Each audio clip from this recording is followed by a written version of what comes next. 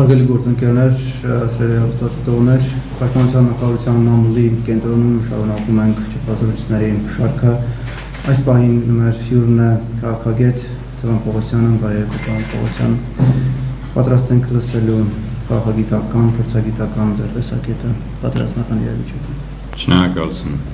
Հասկանալի է, որ այս օրերին ինքս չէի կարող Արցախում չգտնվել եւ ուրախ եմ, որ իսկապես տեսնում եմ այն իրավիճակը, որտեղ մեր միասնությամբ միակ արդյունքը, որ այս մի կռվի բաժնում ենք ունենալու ենք, դա հաղթելու ենք։ Մենք պարտավոր ենք հաղթել, մենք չունենք այլ երկ բացի հաղթելուց։ Սա կյանքի մահի խնդիր է, սա մեր ապագայի խնդիրն է, եւ մենք պետք է իսկապես լինենք միասնական։ Եվ մեր այս կռվի մեջ, ինչի պատերազմ բառը չեմ ուզում օգտագործեմ այդ կռվի, որտեղ ինքս միշտ համարել եմ, որ մեր պատերազմը 94-ից ի վեր չի ավարտվել։ Մենք ունեցել ենք տարբեր զինադադարներ, որ այդ ժամանակահատվածը պետք է օգտագործենք ավելի հզոր երկիր ձևավորելու, որովհետև առանց հզորության մենք միշտ դատապարտված ենք լինելու մեր տունը, մեր հողը լքելու։ Ցավոք սրտի մեր խնդիրը, Արցախյան խնդիրը, չունի ընդամենը 30 տարվա պատմություն, այ ունի 102 տարվա։ Իսկ հայկական հողում ապրելու մեր իրավունքը սկսվել է պայքարի իմաստով 1915-ից, որ աշխարհին ավելի ընկալելի լինի, ցեղասպանության օրերից, երբ որ արևմտյան մասում Թուրքիան կարողացավ հայերին քշել իրենց հայրենի հողերից, կոտորել ջարդել ցեղասպանություն կազմակերպել, իսկ 18 թվականից սկսած իր, այդպես ասած, մեկ ազգ երկու պետություն եւ իր կողմից նախաձեռնած կազմակերպված ադրբեջանական հանրապետությունը փորձեց Արցախում նույն քաղաքականության վարել եւ հայերին այստեղից քշելու քաղաքականություն ձեռնարկել։ Այն ժամանակ չստացվեց, հա, միգուցե սովետական կամ կարմիր բանակի այստեղ լինելու ժամանակահատվածը ձևավորել էր այնպիսի մի խնդիր, որտեղ այնուամենայնիվ Արցախը կարողացավ պահպանել իր ինքնուրույնության աստիճանը, իսկ եղած պարագայով մենք կարողացանք բարձրացնել այս խնդիրը։ Այսօր մեր խնդիրը իսկապես չունի միայն 30 տարվա հարց, չունի ընդամենը 3 օրվա հարց։ Ցավոք սրտի միջազգային հանրությունը այս 3-4 օրերին լավագույն հարցը, որ տալիս է, ասում է, իսկ ինչի հիմա ինչ-որ մի բան տեղի ունեցավ։ Որովհետև եթե իրանք չեն հասկանում արմատները, իրանց համար սա պարզապես հոլիվուդյան կինոյի նման մի երևույթ է դառնում, որ եկել են այսօր, չգիտեմ ինչ-որ բանի պատճառով որոշել են իրար վրա կրակեն, ինչ-որ խնդիրներ լուծեն, ինչ-որ հողեր են, ինչ-որ տարածքներ են, որոնք եւ Վաշինգտոնյան, եւ Մոսկովյան, եւ Բրյուսելյան, եւ միգուցե այլ մայրաքաղաքներից մեկ-մեկ նայվում է ավելի շատ շուկայական տարբերակով, հա։ Դե դուք մի քիչ ստե տվեք, մի քիչ իրանք ստե մի բան կանեն եւ այլն։ Մենք ունենք իսկապես մեծագույն խնդիր Արցախյան հարցը աշխարհին մանրակրկիտ եւ նորովի ներկայացնելու իսկապես այնպես, որ երբ որ ասենք այդ տեսնում եք սեղանին կա բաժակ եւ ջուր է լցված։ Ոչ թե աշխարհը տեսնի բաժակ եւ ջուր լցված իրանց տեսա, այդ տեսնի հենց հայկական բաժակը, հայկական ջրով մեջը լցված։ Եվ դրա համար մենք պետք է այսօր բան ապացուցենք։ Այդ բան ապացուցողները իրականում այսօր մեր զինվորներն են,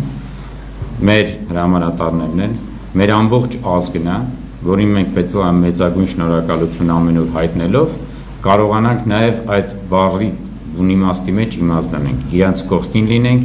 իրենց ոգի տանք, իրենց թիկունքը պիտ ապահովենք, ամեն ինչ անենք, որտեղ իրենք կարողանան իրենց աշխատանք անեն։ Ցավոք սրտի այսօր բանակցային գործընթացը տեղի չի ունենալու եւ միգուցե երկար չի ունենալու, քանի որ հողի վրա իրավիճակ չի փոխվել։ Եթե մեր պապերը 91-ից 94 թվականները, մեր պապերը, հայրերը, եղբայրները ամենը իր բաժինը ունենալով, միգուցե շատերը հենց ինքներդ ձեզ այնց ովքեր որ այստեղ գտնվում եք, չձևավորեին իրական հողի վրա այն իրականությունը, որը 94 թվականին մենք ունեինք, Բիշկեկյան համաձայնագիրը եռակող չէր ստորագրվել։ Երբ որ ինձ հիմա հարցնում են, իսկ երբ կարող է լինի կամ ինչպես կարող է լինի, որ նորից նստեն բանակցությունների,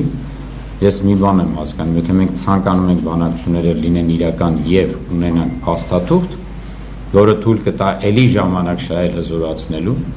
որովհետեւ իմ պատկերացմամբ մենք դեռ սերունդ այս խնդրով անցնելու ենք, ապա մենք պետք է կարողանանք ամեն ինչ անենք, որ իսկապես հողի վրա նոր իրականություն ձևավորի։ Ես հույսով եմ, որ հայ ազգը իսկապես տերը կլինի այն խոսքերին, որը պաշտպանության նախարար Դավիթ Տոնոյանը ասել էր, կլինի նոր պատերազմ, կլինեն նոր հողեր։ Եվ մենք պետք է դա կարողանանք անենք, պետք է չփորձենք ինքներս մեզ իլյուզիաների մեջ դնենք եւ մտածենք, որ ինչ որ մեկը ինչ որ ճնշումներով, ինչ որ մեր տեղը գալու է խնդիր լուծելու։ Ոչ այս հարցում մենք դաշնակից չունենք եւ միակ դաշնակիցը, եթե մեկին նույնիսկ ցանկություն կա այդ բառը կապակցության մեջ ինչ որ ձևակերպում տալ, ապա Արցախի հանրապետության դաշնակիցը դա Հայաստանի հանրապետությունն է, Հայաստանի հանրապետության դաշնակիցը դա Արցախի հանրապետությունն է։ Եվ ես հույսով եմ, որ մոտակա ապագայում այն խնդիրները, որոնք լսեցինք ազգային ժողովից, որ քննարկվում են նաև իրական փաստաթուղթ ստորագրել, կդառնա իրականություն։ Իմ պատկերացմամբ նույնիսկ ռազմաքաղաքական դաշինքի ստորագրումից հաջորդ րոպեից պետք է սկսվի եւ նախաձեռնվի Արցախի ճանաչումը Հայաստանի Հանրապետության կողմից։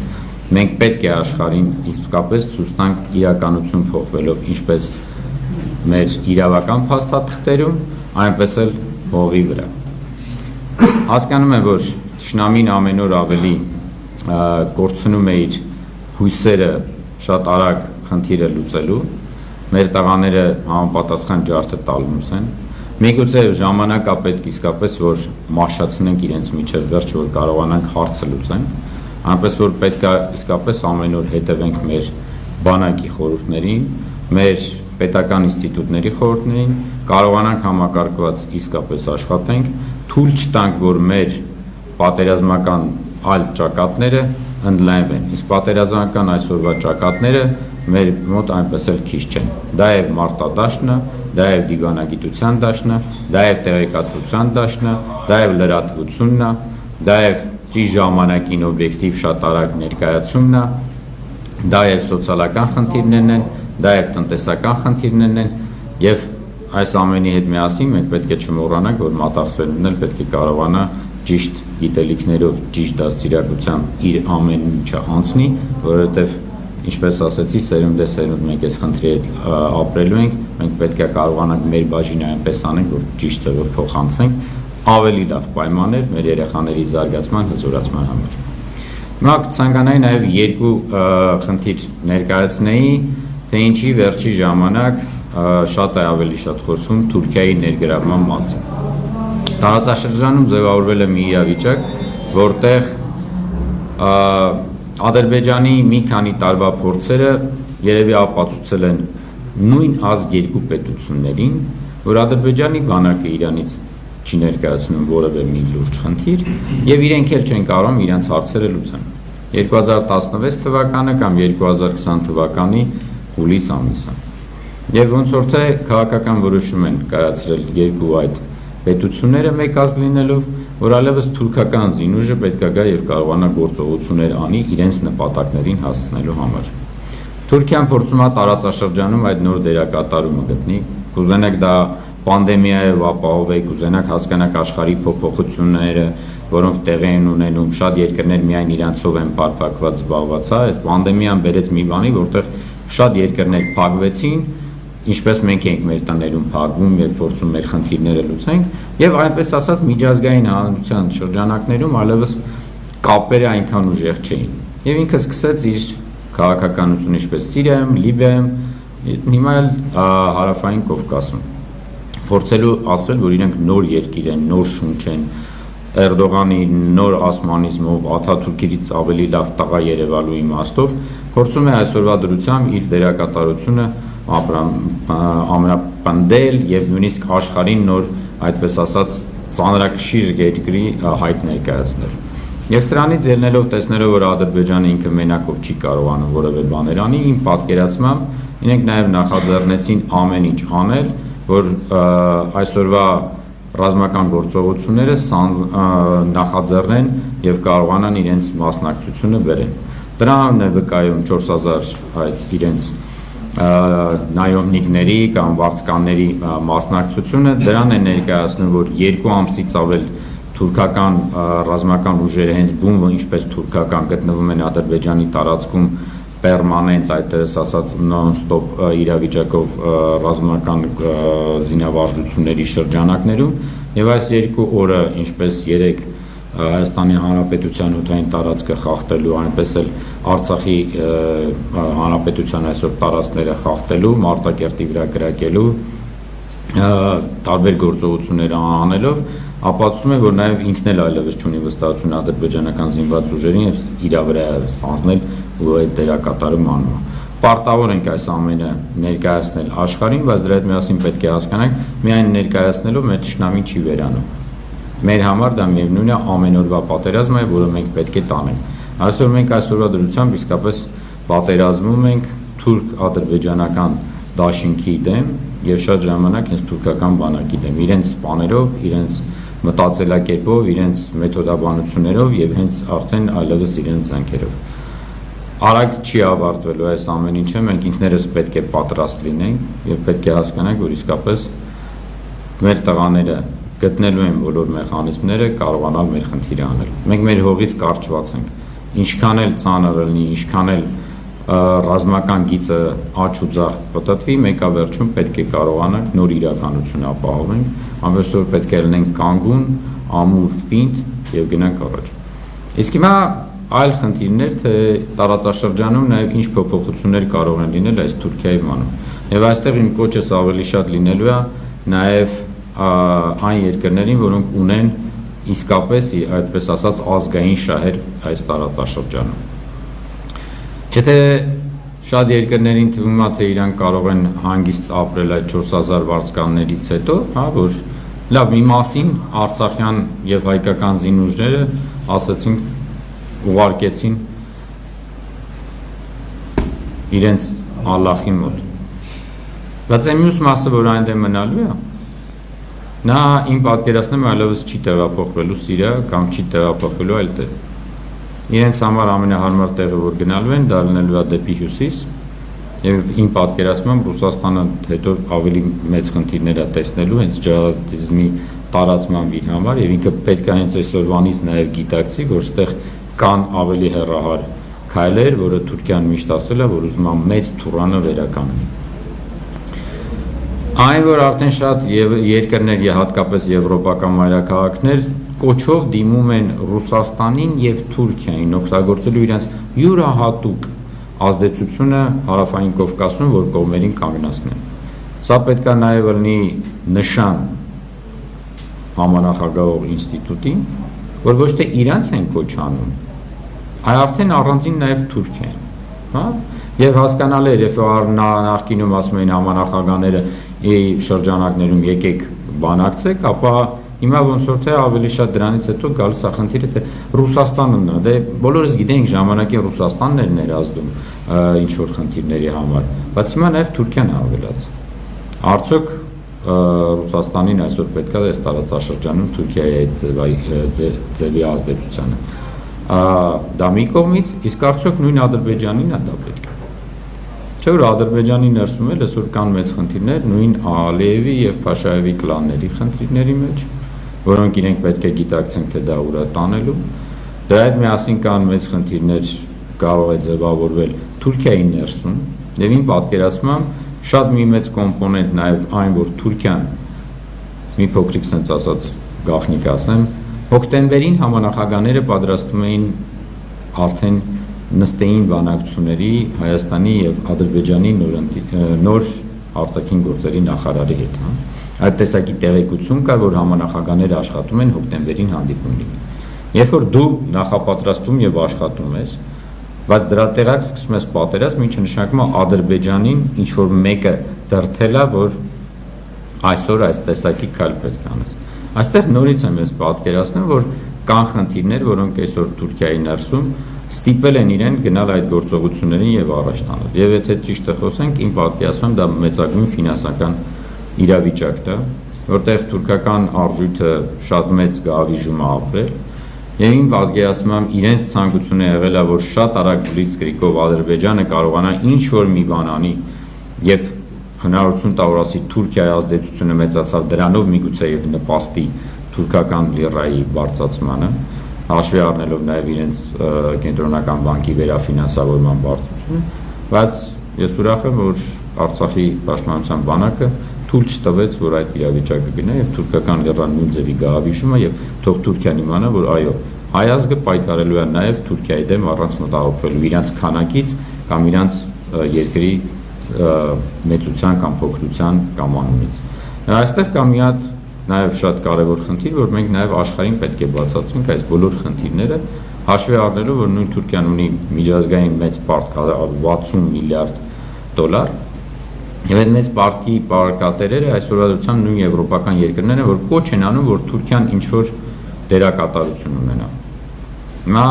Նրա տեղակ որ կոչ անեն, որ պարտքի խնդիրը կարող է խնդրեմ դառնա, իրանք Թուրքիային փորձում են ավելի մեծ դեր տան։ Եվ մենք այս պետք է այս ամեն ինչը շատ մանրակրկիտ եւ ճիշտ կարողանանք բացատրենք, որ իրանք հետո այդ նույն Թուրքիայի հետ ավելի մեծ գլխացավանքներ են ունենալու, քան թե Թուրքիան որևէ դերակատարություն ունենա։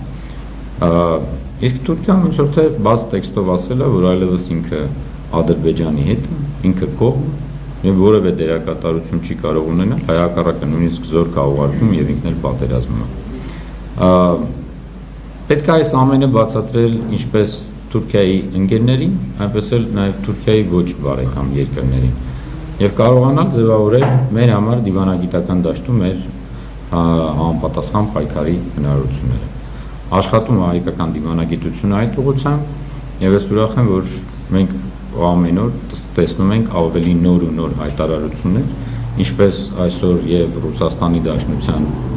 նախագահի մամլո խոսնակի կողմից շատ ներփորեն դիվանագիտական սիրուն ձևակերպումներով բացատրելով, որ Թուրքիան այն միջնորդը չի, որով կարելի է առաջ գնալ եւ այդ տեսակի միակողմանի հայտարարությունները չեն նպաստում, այնպես էլ Մակրոնի հայտարարությունները, որոնք շատ բաց տեքստով էին ներկայացնում։ Պետք է գիտակցենք, որ աշխարհում նույնպես իրավիճակա ձևավորել, որ շատ երկրներ կարող է իրենց ներքին խնդիրներով ավելի շատ զբաղված լինեն, քան թե իրենց հետաքրքիր միջազգային հարաբերություններում դերակատարումները, բայց ամենագլխավորը, որ ես կոչ կանեմ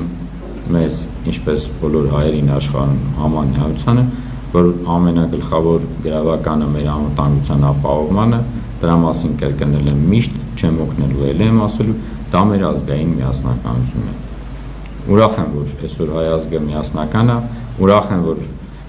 քաղաքական տարաձայնությունները դրված են մի կողմ, ուրախ եմ, որ այսօր բոլորս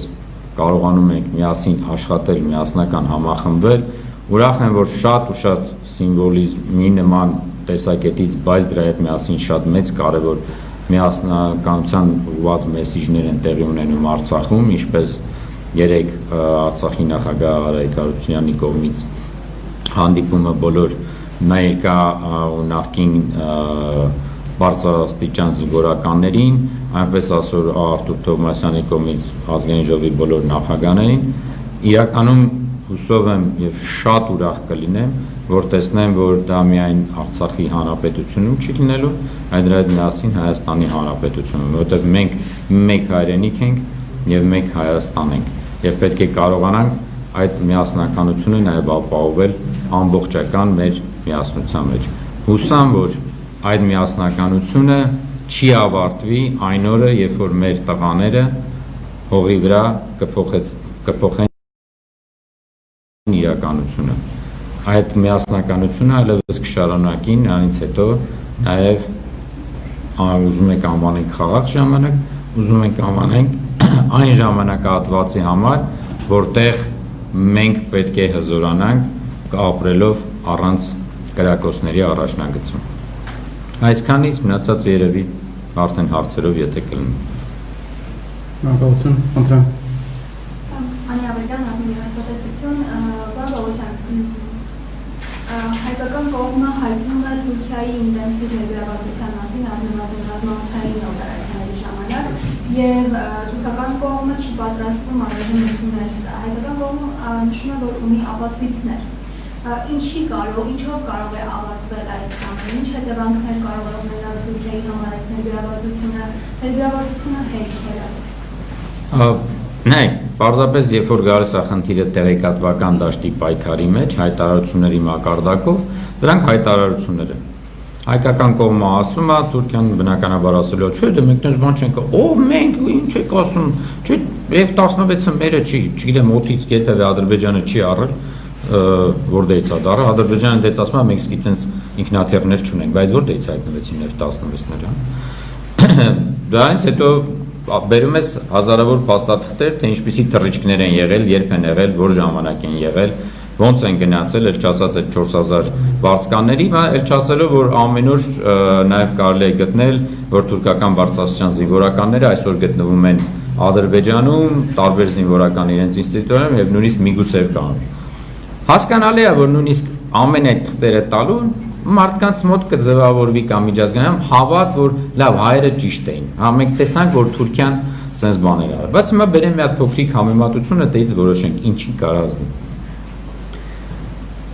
Ես ինքս, երբ որ ազգային ժողովի падգամավոր էի, ՆԱՏՕ-ի պարլամենտական վերաժողովի անդամ էի։ Եվ այնտեղ ամեն անգամ կարդում էի տարբեր զեկույցներ ԻԳԻԼ-ի կամ ԴԱԻՇ-ի մասին, հա, իրանք պատրաստում էին, որ այսպես պետքա դատապարտել։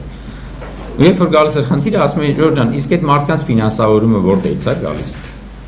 Ժորժ մարդիկ զենք են առնում, կրակում են ինչ-որ բաներ են վաճառում եւ այլն։ Լավ, երբ որ ասում եք, որ ամբողջ այդ տարածաշրջանի հնագույն հնությունները հանեցին եւ վաճառեցին։ Ինձ կարաք ցույց տաք, որ տարածքով դուրս եկավ միջազգային շուկա։ Լավ, ինձ կարաք ասեք, որ տարածքով է նավթը դուրս գալիս, իրանք ասում են նավթ էին վաճառում, որ տարածքով էր նավթը դուրս գալիս միջազգային շուկա, որ վաճառում։ Իրաքով ոնց որ այն կողմի վրա ոչ մեկ շուկա չուներ, չէր առնում։ Ներքև ոչ մեկ շուկա չուներ, չէր առնում։ Այդպես ասած արևմուտքի կողմ, որն է շուկայով առանցնել չէր առնում, ռազմական գոտիներ էին, միակ ճանապարհը Թուրքիայով էր։ Կամ, ասենք լուսնից ինչ-որ մեկը գալիս էր, սենց անում էր, բերում էր, ասենք, չգիտեմ, Վենեսուելայում կամ ինչ-որ միտեղ վաճառում էր։ Ասում եմ, թե չգիտենք, ասում եմ, դե հիմա եթե գիտեք ու դեմ գրում եք, որ այն երկրները, որոնք նպաստում են վաճառքին, նավթին, որ գումարներ գալու կամ այդ ինչ-որ բաները, որ մեկն է աշխարհագրություն դպրոցում չի անցել։ Այդ երկրի անունը Թուրքիա, ինչի՞ չէ գրում։ Դե հասկանալի, ասում են, դե մեր դաշնակիցն է, մենք ասենք դատապարտում եք, բայց միգուցե տես նմանատիպ դատապարտող հայտարարություններ կստանանք։ Եկեք ինքներս մեզ չխաբենք։ Մենք այս երկրում դաշնակիցներ չունենք։ Խնդիրը ստե ուրիշ է լինելու, որ մենք պատմության համար դա ամրագրելու ենք եւ ինչ որ անենք մենք ենք անելու։ Անելու ենք այնքան, որ դիմակայելու ենք, վերելու ենք, կկարողանանք ձևավորենք խնդիրներ, որտեղ Թուրքիային միգուցե ուրիշները գիտակցելով կբերեն ինչ-որ սանկցիաների, այդ տնտեսական իրանց վիճակից ելնելով, նույն ձևի ինչ-որ կարող է տարբեր այլ տեղերում բանաձևեր քվեարկելով կգնան, բայց ես չեմ պատկերացնում իրականության մեջ, որ որևէ մի այլ երկիր իր բանակը կուղարկի Թուրքիային դաստիարակելու համար։ Միակ այդ բանակը եթե լինելու է հայկականը, որը պետք է կարողանա իր ճիշտ գործողություններ անի այս տարածքում եւ կարողանա պաշտպանի իր Հայաստանի Հանրապետությունը։ Այնպես որ մեծ խնդիր ունի այստեղ դիվանագիտությունը, տեղեկատվությունը, լրատվությունը, վերաբերմունքներ ձևավորելու, բայց դրա հետ միասին պետք է կարողանանք հասկանանք, որ չենք փախնելու այդ մարտահրավերից եւ այդ մարտահրավերը լինելու է։ Գլխավորը որ կարողանանք սովորել այնպիսի համակարգեր ունենալ, որ այլևս Թուրքիան էլ կյանքում մտքով չանցկացնի իր որևէ զինվորին կամ իր որևէ ինքնաթիռ բարձրացնի հայկական տարածք, որ դա խոցվելու է, վերանալու է։ Այս դրան կհասնենք մեր ամեն ինչով։ Վստահ եմ, որ ավելի լավ իրավիճակում կունենանք։ Արմեն հստակեցում պարոն Պողոսյան հաստատի մեր 4 հարևաններից Ադրբեջանի այսօր հաստատի պատերազմի մեջ են Թուրքիայի հետ անուղակի մեկ մյուս երկու հարևանների դիրքորոշում ես ասում անուղացում հետևած կլինեք այսօր դա ինչպես կլինի Վրաստանի իրանի պահվածքը։ Հեք Վրաստանի պահվածքի հետ էլ հասկանալի է, որ ունենք խնդիրներ, բայց դրա հետ միասին ուրախ եմ, որ այսօր վարչապետ Փաշինյանը կարողացել է հեռախոսազրույց ունենա եւ բացատրի իրավիճակը, հուսով եմ, որ ի վերջո նաեւ մենք գալու ենք այն գիտակ մատրիցա, առաջնորդող երևույթ, կոչվում են շահեր։ Եվ մենք հասկանանք, որ պետք է ձևավորենք այնպիսի շահեր, որ մեր շահերն եւ Պարսկաստանի շահերը կամ Իրանի շահերը այնպես ձևավորված լինեն, որ ոնց կարողացել ենք միջև հիմա պահպանել բարեկամական հարաբերությունները, դրանք պահպանեն եւ այդ շահերը ավելի գերակշռեն, քան թե փորձենք տանենք այլ դաշտեր, հա, արժեքային կլինի կամ չգիտեմ պատմական։ Նույնը վերաբերում է Վրաստանին։ Ահա եթե մենք նայենք Վրաստանի նախկին նախագահ Միխայիլ Սաակաշվիլին ինչ-որ բաներ է խոսացել, ես ուրախ եմ, որ այսօր առնվազն Վրաստանի պարլամենտի փոխոսնակն է արձագանքել եւ ասել, որ Վրաստանը այդպես չի մտածում պարզապես վերցնելով եւ դա իր անձնական կարծիքն է։ Դրա հետ միասին ուրախ եմ, որ Վրաստանի վարչապետ Գոխարյան նույն ձևի դիմել է փորձելով նեյտրալ պահպանություն եւ նույնիսկ հրավիրել է երկու կողմին գալ Թիֆլիս բանակցելու։ Հասկանալի է, որ միգուցե ինչ-որ չափով ձևական է այդ մոտեցումը, բայց մենք պետք է հասկանանք, որ մենք մեծ աշխատանք ունենք անելու։ Այնպես անենք, որ այլևս եւ Վրաստանում, եւ Իրանում կարողանանք այնպիսի համակարգ ձևավորենք մեր հարաբերությունների, որ շահերից ելնելով երբևէ չունենանք խնդիրներ։ Ինչի է Վրաստանը միշտ օրինակ ասենց ասած պրոադրբեջանական նախկին բաներում անում։ Տնտեսական իմաստով իր մեծագույն շահը եղել է Ռուսաստանից փոխվել, տնտեսական իմաստով որտեղից պետք է ինչ-որ վառելիք ստանալ կամ գազի եւ այլն։ Ինքն էլ պետք է գիտակցել, որ ուշ թե շուտ թուրք-ադրբեջանական տանդեմը եթե Իրան սկսեց սխմելը ուտելու է, հա, եւ ինչպես օրինակ հիմա շատ ադրբեջանական կամ թուրքական մամուլում հանակ են անում, ոչ թե սախարտվելով են ասում, այլ սոկորտվելով են ասում, սոկար բանից վերցնելով, հա, որ իրանց ճնշումները գնացել են եւ այստեղ նաեւ Վրաստանը շատ հարցեր ունի մտածելու։ Բայց մենք էլ պետք է հասկանանք, որ ասենք լավ, ինչ կարող ենք այս րոպեին առաջարկենք։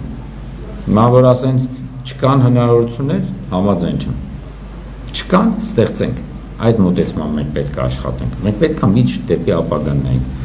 Հասկանալով շատ ժամանակ ինչա պետք, միգուցե դրա վրա գիտությանը զարկ պետք է տանք։ Ոնց օգնենք նաև Վրաստանին, որ Վրաստանը չընկնի մեծ կախվածության մեջ թուրք-ադրբեջանական բաներին եւ հակառակը ունենա շատ մեծ կարեւորություն եւ կարիք Հայաստանի հետ համագործակցելու դաշտերում։ Այդտեղ մենք էլ ունենք աշխատանք անելու եւ պետք է մեր բաժինը անենք։ Գիտակցելով, հասկանալով, իսկ սկիզբը դրվում է բանակցություններով։ Ես հասկանում եմ, որ մենք ամեն օր պետք է օրինակ լսենք, որ Հայաստանի դեսպանը ամեն օր հանդիպում է Վրաստանում տարբեր գործընկերների հետ, Վրաստանի դեսպանը հրավիրվում է տարբեր մոտեր մեր մոտ, տարբեր նախարարներ գնում են, տարբեր կոնսուլտացիաներ են անում, այդ երկխոսության աստիճանը պետք է բարձրացնել երկու հարևանների հետ էլ։ Կարանք հիմա ասենք, դե գիտեք պանդեմիա է, եկեք զումերով աշխատենք, բայց ինձ թվում է մենք էլ ենք սովորել այս պանդեմիայով ապրելու ձևը եւ մենք էլ ենք սովորել, որ կարանք շատ ժամանակ այստեղ կամ այնտեղ տեղափոխվենք եւ մեր աշխատանքները անենք։ Մենք հիմա դրան պետք է զարկ տանք։ Զարկ պետք է տանք նաեւ հասկանալով, որ ոչ միայն երկկողմանի խնդիրներ, այլ միգուցե երրորդ կամ չորրորդ կողմով ես դու կարողանալու ձևավորես այդ դաշտը։ Օրինակ, եթե մենք շատ լավ ձևավորենք մեր հարաբերությունները միջին արևելքում շատ արաբական երկրների հետ, ես վստահ եմ, որ այն հնարավորությունները, որ կձևավորվեն Հայաստանով ինչպես տրանզիտային բան, Վրաստանին հետաքրքիր առնելու եւ այդտեղ միգուցե նոր դաշտեր կբացեն։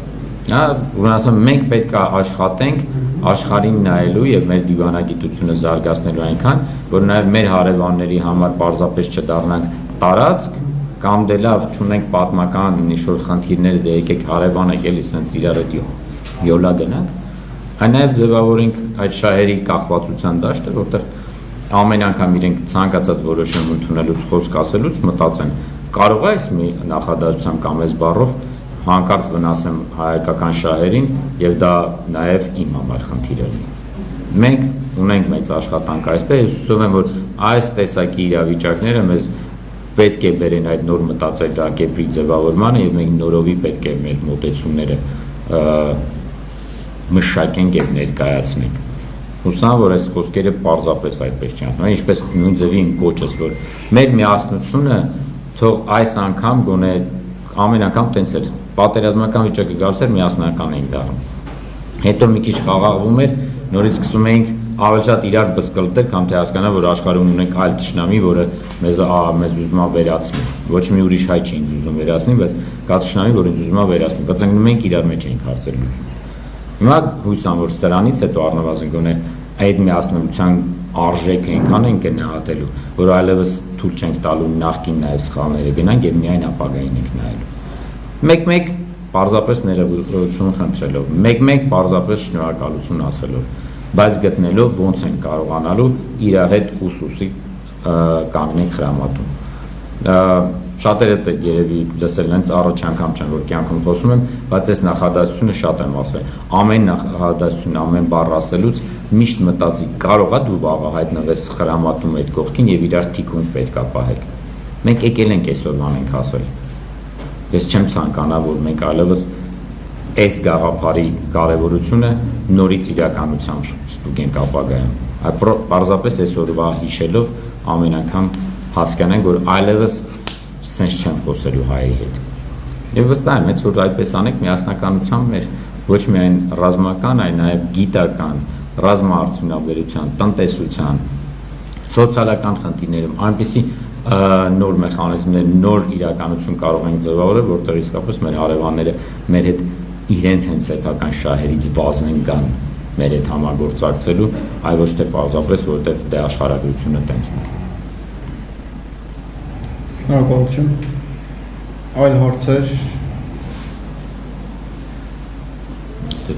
Եթե չկան, պարզապես ասեմ, ցավակցում եմ բոլոր մեր զոհերին,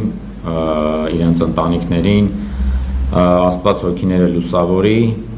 բայց դրա հետ միասին երևի մեր իրականությունից ելնելով մենք պետք է երևի սովորենք նաև ապրել այն ընկալմամբ, որ իրենք անմահացել են։ Իսկ մենք պետք է կարողանանք ապրենք շարունակենք հենց իրենց պատվի համար։ Եվ քաղաքացիական մեր զոհերը, եւ ռազմական մեր զոհերը, բոլորն էլ պարզապես այնպես չեն եղել։ Դրանք այն գինն է, որը մենք վճարում ենք ապագա սերնդի համար եւ եկեք պատիվը իրենց բարձր պահելով կարողանանք այսօր իսկապես այլևս թույլ չտանք, որ մեր պատմության վատ դասերը կրկնվեն, այլ փորձենք միասնական նոր պատմություն կերտենք հենց իրական հողի վրա։ Շնորհակալություն։ Շնորհակալություն, պարոն Պողոսյան, հիշեցնեմ, Պաշտպանության նախարարության մամուլի կենտրոնում ճապազրույցով հանդես էր գալիս քաղաքագետ Սևան Պողոսյանը, հաջորդ հանդիպումը կլինի Վահրամ Բալայանի հետ ժամը 15-ին։ Ձեզ շնորհակալություն։